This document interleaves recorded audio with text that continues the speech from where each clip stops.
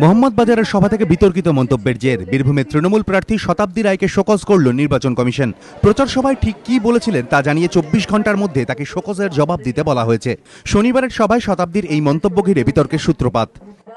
যদি সত্যি বলি, যদি দেখি এতগুলো মানুষের ভোট এত কম পেলে সেই জায়গায় উন্নয়ন হবে না, আমরা সেখানেই উন্নয়ন করবো যেখানে বেশি লোক আমাদের সাপোর্টে আছে, যেখানে বেশি লোক আমাদের সঙ্গে থাকবে, তাদের গ্রামগুলোকে আরো বেশি উন্নয়ন করব।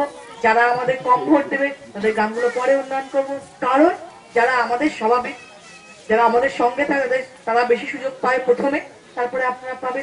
যে পরে দেবে ভোট, যে কম দেবে ভোট সে পরে উপকার পাবে, যে আগে বেশি ভোট দেবে, যে এলাকা, যে অঞ্চল, যে গ্রাম বেশি ভোট দেবে তাদের আমরা আগে উপকার দেবো।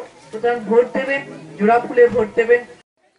রবিবার এই মন্তব্য প্রকাশ্যে আসার পরই শোরগোল পড়ে যায়। বীরভূমের জেলাশাসকের কাছে স্বতঃপ্রণোদিতভাবে রিপোর্ট তলব করেন নির্বাচন কমিশন। সোমবার সেই রিপোর্ট তারা হাতে পায়। রিপোর্ট দেখার পর এদিন শতাব্দীকে শোকজ করে কমিশন। এদিনই শতাব্দীর বিরুদ্ধে কমিশনে গিয়ে অভিযোগ জানায় বামেরা। শতাব্দী রায় তিনিও কালকে model code of conduct violate করেছেন। তিনি বলেছেন যে উন্নয়নের কাজ সেখানেই হবে যেখানে তাদের পক্ষে ভোট বেশি হবে, সেখানে উন্নয়নের কাজ হবে।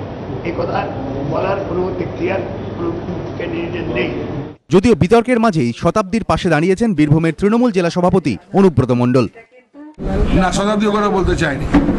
শতাব্দী বলেছে আমি উন্নয়ন করেছি, আমি 22 কোটি টাকা খরচ করেছি, আগের বারে রামচন্দ্রবাবু খরচ করতে পারেন নাই, তাই আপনারা আমাকে ভোট দিন, আমি বেশি করে খরচ করব।